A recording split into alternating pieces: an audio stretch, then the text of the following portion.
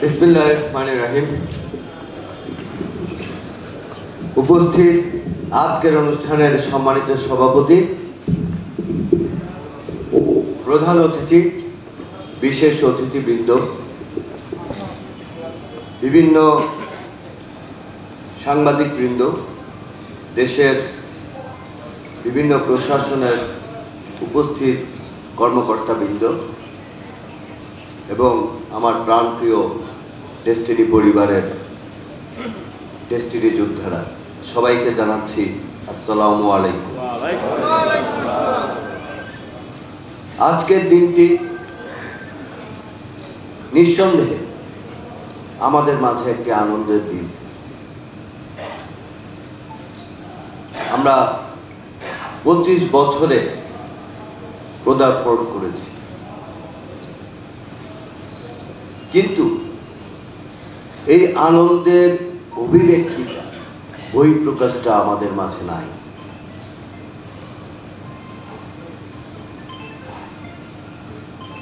একটা প্রাণের অভাব, দেহে জান আছে কিন্তু দেহে প্রাণ নাই, আর সেই প্রাণটাই হচ্ছে জনাব মোহাম্মদ রফিকুল আলম। সেই প্রাণটাই হচ্ছে আলহাজ মোহাম্মদ হোসেন, সেই প্রাণটাই হচ্ছে কোকরানুল হক, সাইদুর রহমান, মেজবাউদ্দিন আহমেদ স্বপন। আমি আমার কর্মজীবন শুরু করেছি এই ডেস্টিনি দিয়ে।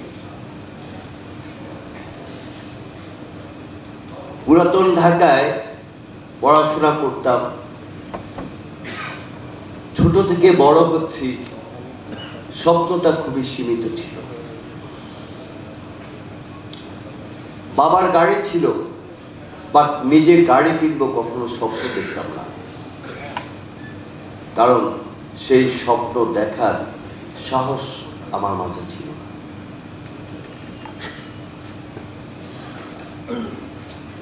একদিন একটি প্রোগ্রামে তৎকালীন ব্যবস্থাপনা পরিচালক আমাকে নির্দেশ দিলেন যে একটা প্রোগ্রামের আয়োজন করো, যে প্রোগ্রামের নাম হবে ড্রিম নাইট। তো বললাম, এই প্রোগ্রামে কি হবে? বললো, আমরা স্বপ্ন দেখব। তাই বললাম, স্বপ্ন দেখবো মানে? বলে, আমরা সেদিন মন খুলে স্বপ্ন দেখব, বাংলাদেশের সবচেয়ে সুন্দর হলে প্রোগ্রামটার আয়োজন করে। তখন চীন মৈত্রী সম্মেলন কেন্দ্রের সবচেয়ে সুন্দর হল রুমটা ভাড়া নিলাম স্বপ্ন দেখার জন্য। সেদিন একটি বাক্য আমাদের মাঝে প্রতিষ্ঠিত হয়েছিল, স্বপ্ন দেখা ভাগ্যের ব্যাপার নয়, স্বপ্ন দেখা আমাদের অধিকার। আমি সেদিন প্রথম জানতে পেরেছিলাম, উপলব্ধি করতে পেরেছিলাম যে আসলে স্বপ্ন দেখা কোনো ভাগ্যের ব্যাপার নয়, স্বপ্ন দেখা আমাদের অধিকার, আমাদেরকে স্বপ্ন দেখতে হবে। হলের মানুষগুলো স্বপ্ন দেখা শুরু করলো। আমি ওনাকে জিজ্ঞাসা করলাম যে স্বপ্ন দেখলেই কি স্বপ্ন বাস্তবায়ন হবে? বলে, আগে তুমি দেখো। বক্তব্য দীর্ঘায়িত করব না, শুধু একটি কথা আপনাদেরকে বলি, সেই যে স্বপ্ন দেখা শুরু করেছিলাম, আজও সেই স্বপ্নের মধ্যেই আছে। যদি বলেন স্বপ্ন বাস্তবায়ন হয়েছিল, আমি বলবো অবশ্যই বাস্তবায়ন হয়েছিল। এবং স্বপ্ন বাস্তবায়ন হয়, আমি বলবো স্বপ্ন বাস্তবায়ন হয়, তার উৎকৃষ্ট প্রমাণ আজকের এই অনুষ্ঠান। স্বপ্ন দেখেছি, স্বপ্ন মানুষকে দেখাচ্ছি, এবং যেহেতু স্বপ্ন দেখে সেই স্বপ্নকে বাস্তবায়ন করতে শিখেছি, তাই এখনো মানুষকে স্বপ্ন দেখাবো, আগামী দিনেও মানুষকেও স্বপ্ন দেখাবো। কারণ স্বপ্ন দেখা ভাগ্যের ব্যাপার নয়, স্বপ্ন দেখা আমাদের অধিকার।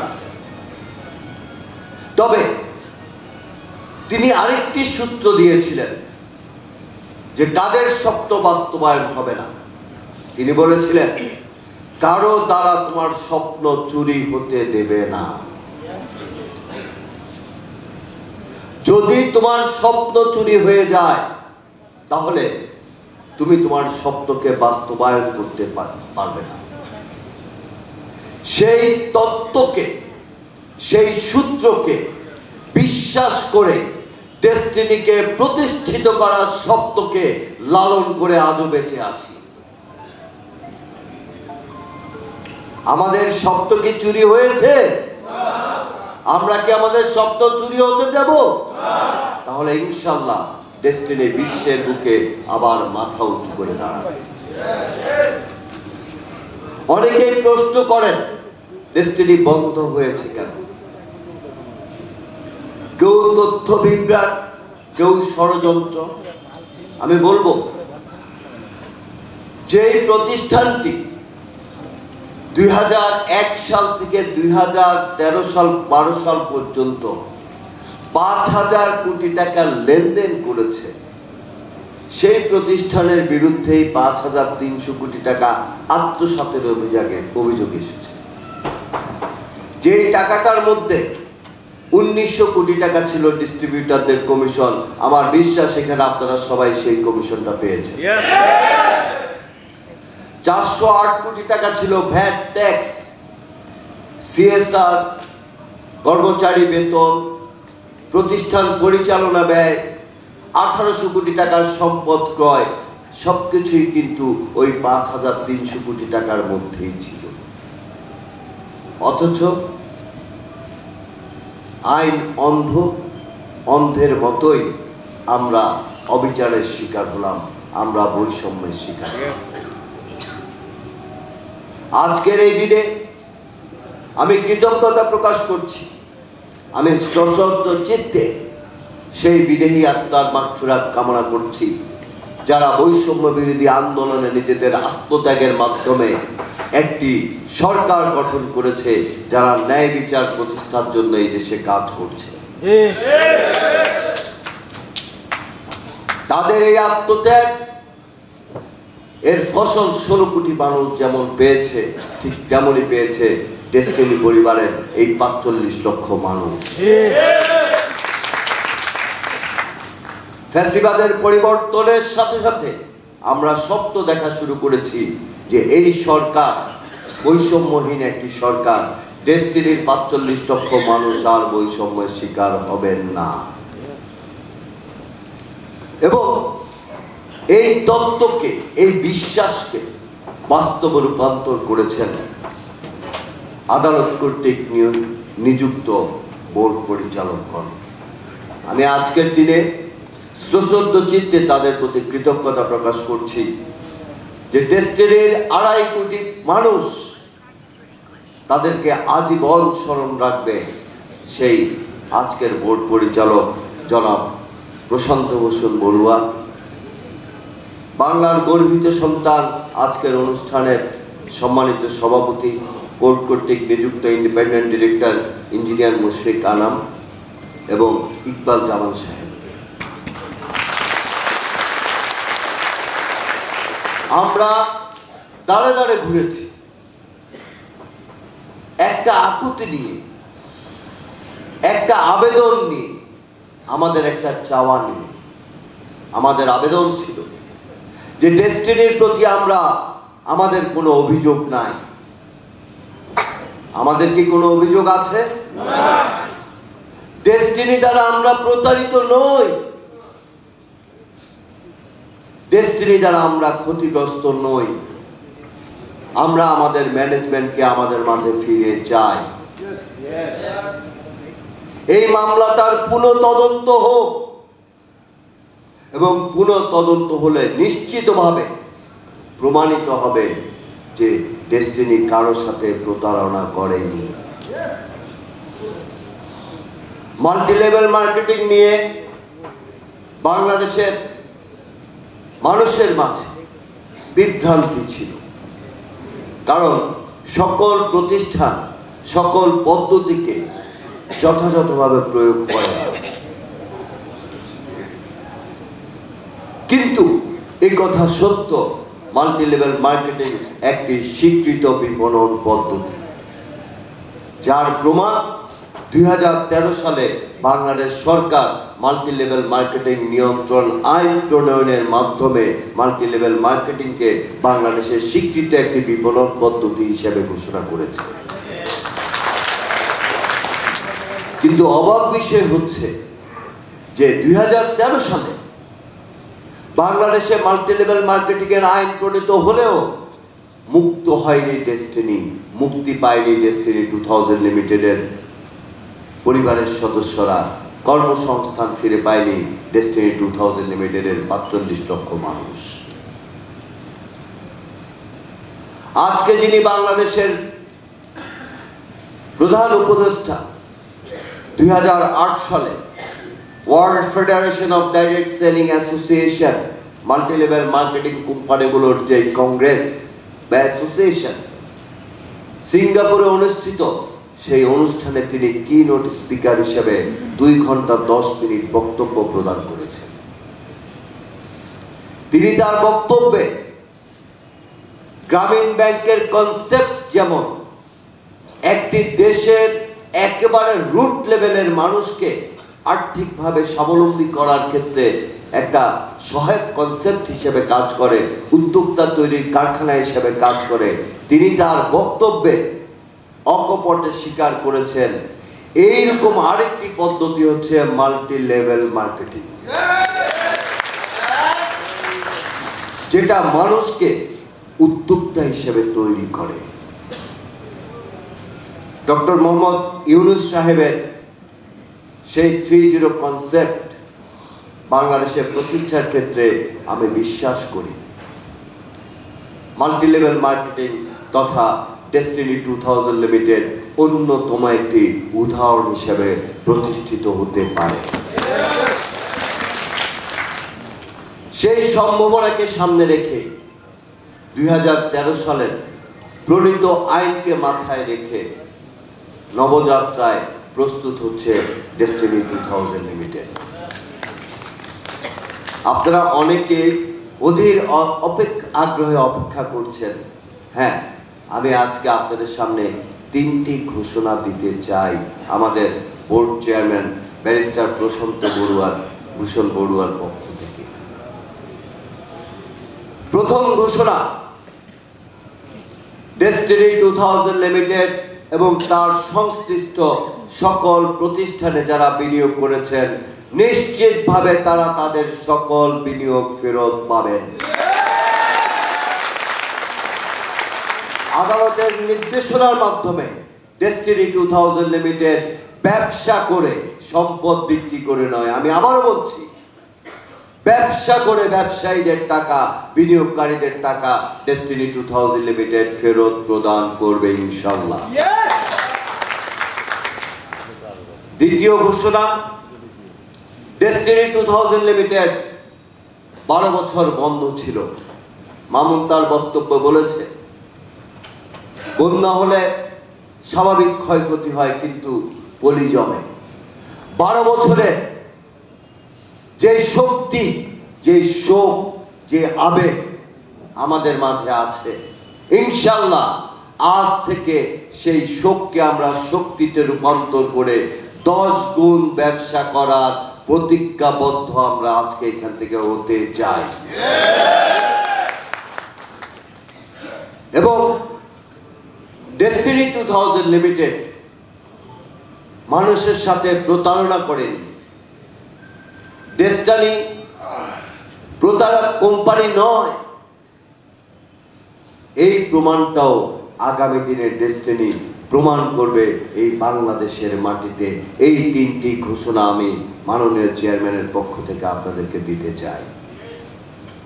পাশাপাশি বর্তমান বোর্ডের এবং সকলের পক্ষ থেকে আপনাদেরকে জানাতে চাই, ইনশাআল্লাহ আজ রাত থেকেই আমাদের স্টেটমেন্ট জেনারেটর কার্যক্রম শুরু হবে। এবং যিনি আমাদের আইটি নিয়ে কাজ করছেন তিনি আমাদের মাঝে উপস্থিত আছেন। একটু পরে আমরা তার বক্তব্যের মাঝে আমরা জানতে পারবো কখন থেকে কিভাবে আমরা কাজটা শুরু করব। তবে আরো একটি ঘোষণা আপনাদেরকে দিতে চাই, ডেস্টিনি শুধু বাণিজ্যিক লাভের উদ্দেশ্যেই নয়, ডেস্টিনি এই দেশের জন্য কাজ করবে। আমাদের মাননীয় চেয়ারম্যান জনাব প্রশান্ত ভূষণ বড়ুয়া ঘোষণা করেছেন, আগামী রমজান মাসে আমরা প্রতিটি জেলা শহরে ডেস্টিনি ফুড ব্যাংক নামক একটি প্রজেক্ট চালু করব সম্পূর্ণ অলাভজনকভাবে। এই ফুড ব্যাংক থেকে ডেস্টিনি পরিবারের সকল সদস্য সহ দেশের সকল পেশার মানুষ বাজারের চেয়ে কম মূল্যে পণ্য ক্রয় করার সুযোগ পাবেন এবং আমার বিশ্বাস এখানে বিভিন্ন জেলা প্রতিনিধিরা উপস্থিত আছেন। আমি কি আপনাদের কাছ থেকে জানতে চাই, আপনাদের কাছ থেকে একটা প্রশ্নের উত্তর জানতে চাই, আমরা কি প্রতিটি জেলায় একটা করে ডেস্টিনি ফুড ব্যাংক করতে পারবো?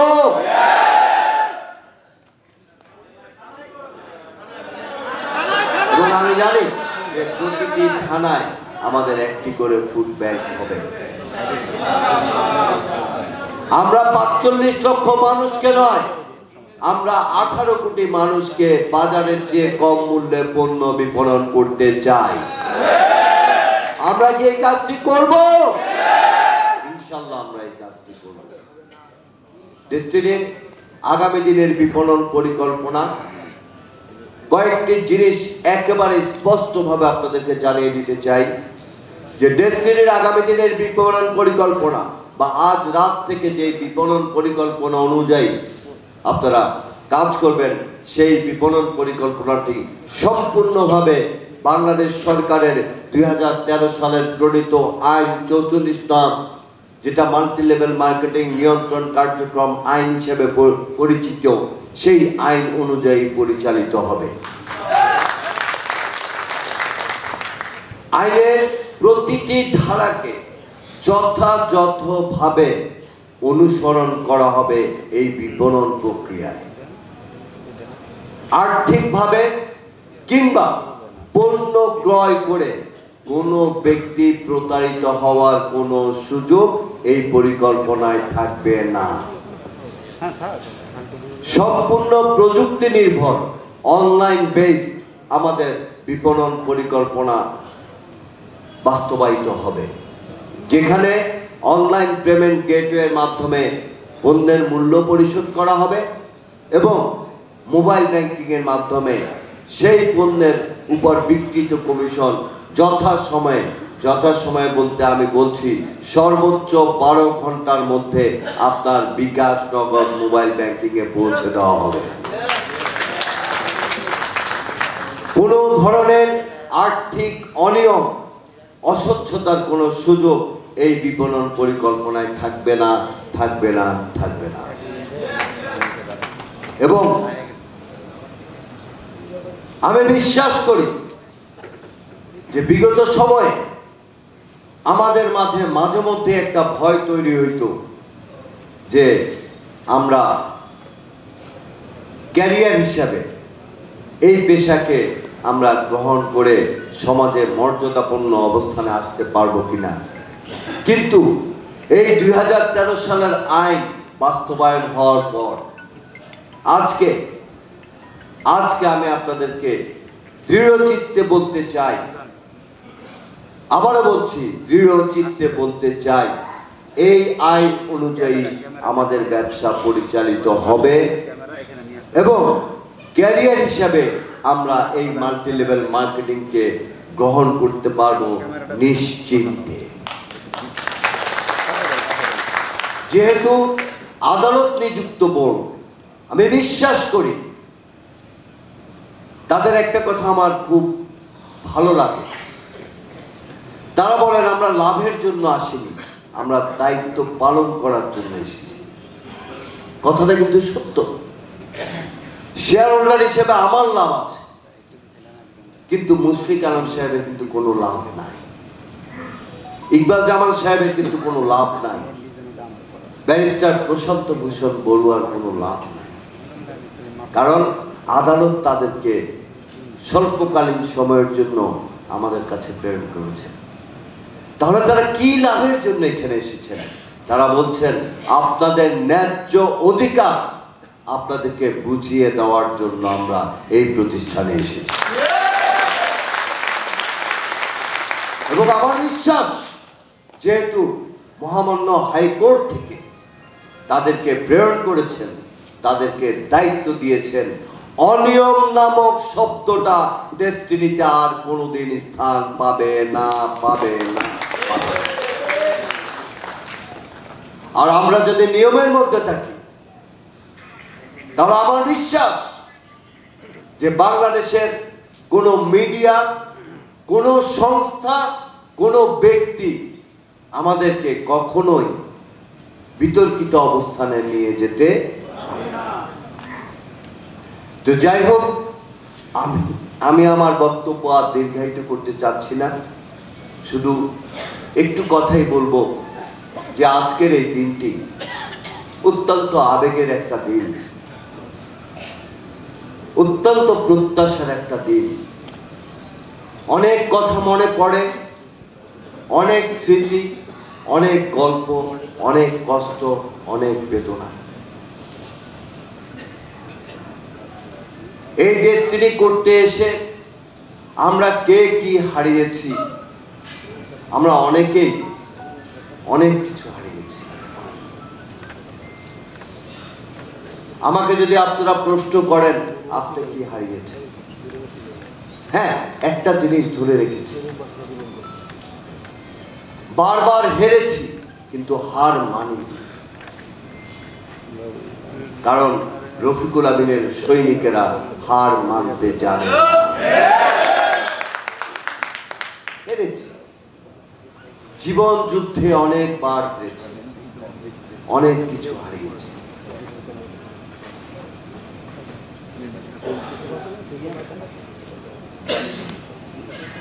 আমার বাবা গত বছর 13ই আগস্ট এই পৃথিবী ছেড়ে চলে গেছে।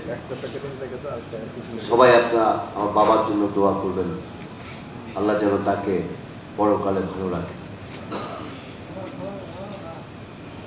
আমার বাবারই খুব আদরের ছোট ভাই হচ্ছে রফিকুল আমিন। আমার বাবা হঠাৎ করে মারা যান।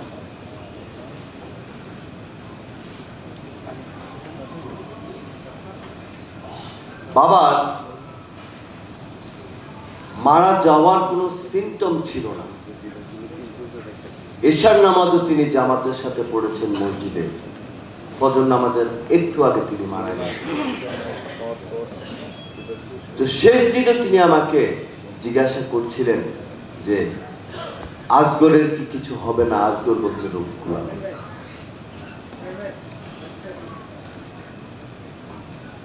আমি আমার বাবা মারা যাওয়ার পর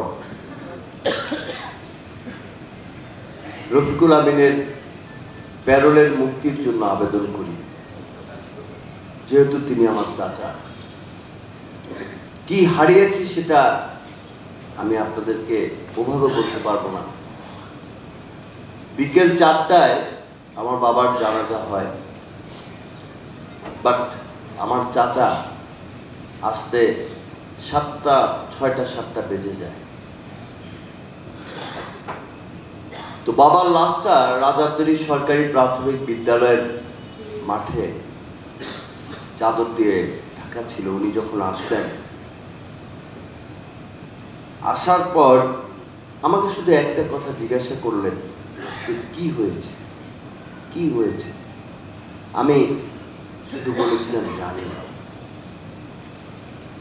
তো বাবার লাশটা যখন, মুখটা যখন তিনি খুললেন, খুলে অশ্রুসিক্ত নয়নে শুধু বলেছিলেন যে আমি আমার ভাইকে এভাবে দেখতে চাই, আমি আমার ভাইকে এভাবে দেখতে চাই, আমি আমার ভাইকে এভাবে দেখতে চাই।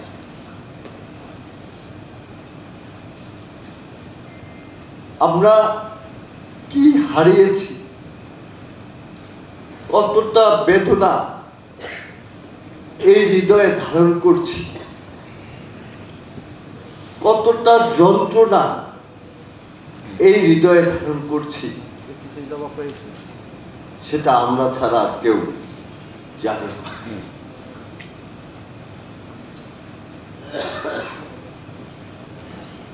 2018 সালে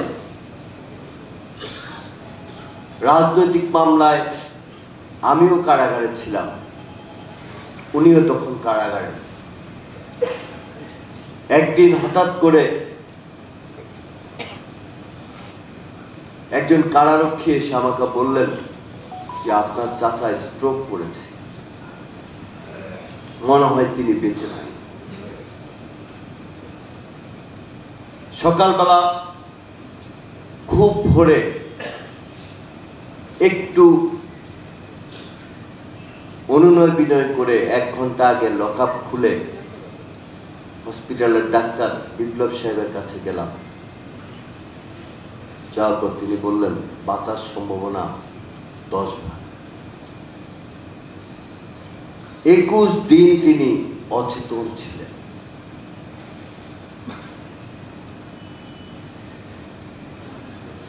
আবার যখন কারাগারে ফিরে গেলেন, আমি জিজ্ঞাসা করেছিলাম কেমন আছে, তো উত্তরটা যেটা পেয়েছি সেই উত্তরটা হচ্ছে যে আল্লাহ এই 45 লক্ষ মানুষের মুক্তির জন্য আমাকে এখনো বাঁচিয়ে রেখেছে।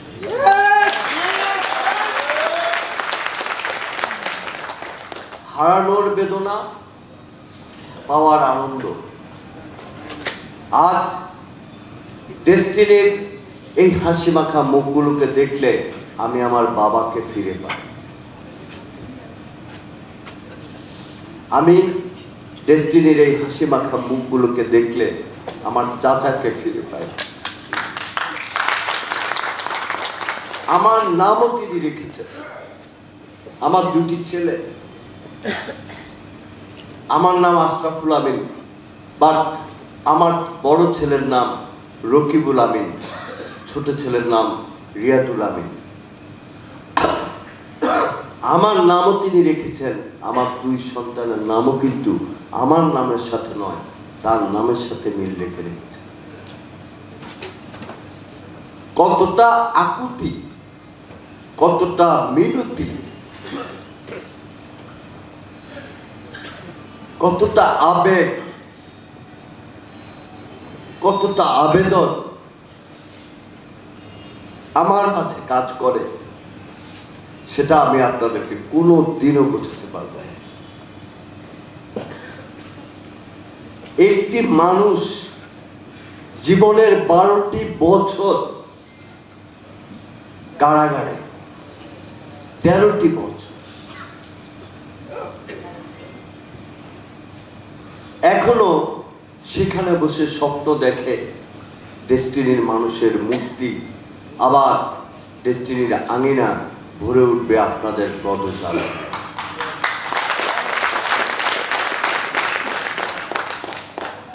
আমি বিশ্বাস করতে চাই তার আবেগ, তার অনুভূতি, তাদের আবেগ, তাদের অনুভূতি, যারা আমাদেরকে স্বপ্ন দেখতে শিখিয়েছেন, জীবনে অনেক কিছু পেতে শিখিয়েছেন। আজকে আমরা যদি ডেস্টিনিকে প্রতিষ্ঠিত করতে পারি, তাহলে তাদের প্রতি, তাদের এই 12 বছরের আত্মত্যাগের প্রতি আমরা কৃতজ্ঞতা প্রকাশ করছি। তো যাই হোক, আমি আর আমার বক্তব্য দীর্ঘায়িত করতে চাই না। পরিশেষে আজকের এই অনুষ্ঠানের সম্মানিত সভাপতি, বিভিন্ন এজেন্সি থেকে যারা এসেছেন তাদের প্রতি, যারা সাংবাদিক মহোদয় আছেন তাদের প্রতি, এবং বাংলাদেশ সরকারের প্রতি কি আকুল আবেদন করতে চাই। সেই আবেদনটি হচ্ছে আমরা ডেস্টিনি দ্বারা প্রতারিত নই। ডেস্টিনির বিরুদ্ধে আমাদের কোনো অভিযোগ নাই। আমরা কর্মসংস্থান ফিরে পেতে আমাদের বিনিয়োগ ডেস্টিনির কাছে। আমরা আমাদের এই প্রাণের প্রতিষ্ঠানকে ফেরত পেতে চাই। আমাদের বিরুদ্ধে যে মামলাটি হয়েছে, আমরা সেই মামলাটির পুনঃ তদন্ত দাবি করছি এবং আমার বিশ্বাস যে এই মামলার পুনঃ তদন্ত হলে ডেস্টিনির বিরুদ্ধে একটি অপরাধ প্রমাণিত হবে না। কারণ আমাদের টাকা আদালত রায় দিয়েছে, বিচার কার্য শেষ করছে, কিন্তু এই ডেস্টিনি পরিবারের ৪৫ লক্ষ মানুষকে কোনোদিন আদালত জিজ্ঞাসা করে নাই যে আপনাদের কোনো অভিযোগ আছে কিনা। আমরা চিৎকার করেছি, আমরা আন্দোলন করেছি, আমরা স্মারকলিপি দিয়েছি, শান্তিপূর্ণভাবে যাহা যাহা করা দরকার সবকিছুই আমরা করেছি। শুধু একটি জিনিস থেকে আমরা বঞ্চিত হয়েছি, ন্যায় বিচার, ন্যায় বিচার, ন্যায় বিচার। আমরা ন্যায় বিচার চাই। আমরা আমাদের প্রাণের মানুষদেরকে, আমাদের প্রাণের আকুতিকে আমরা আরেকবার বুক ভরে জড়িয়ে ধরতে চাই। ইনশাল্লাহ আমার বিশ্বাস এই সরকার, এই বোর্ড এই গুরু দায়িত্ব পালন করবে, আমাদের স্বপ্নকে আমাদের মাঝে ফিরিয়ে আনবে। সবাই সুস্থ থাকুন, ভালো থাকুন, সকলের সফলতা কামনা করে সবার কাছ থেকে দোয়া চেয়ে একটি কথা শুধু জানতে চাইব, আমরা কি ব্যবসা করব? আগামীকাল থেকে কি আমাদের ব্যবসা হবে? ডেস্টিনির বিরুদ্ধে আমাদের কোনো অভিযোগ আছে? আমাদের বিনিয়োগ কাদের কাছে নিরাপদ? এই শব্দটুকু সারা বাংলাদেশে ছড়িয়ে যাক, এই প্রত্যাশা ব্যক্ত করে আমি আমার বক্তব্য এখানে শেষ করছি। সবাই ভালো থাকবেন। আসসালামু আলাইকুম। Restart our new journey. Together we build our dream. Destiny 2000 Limited.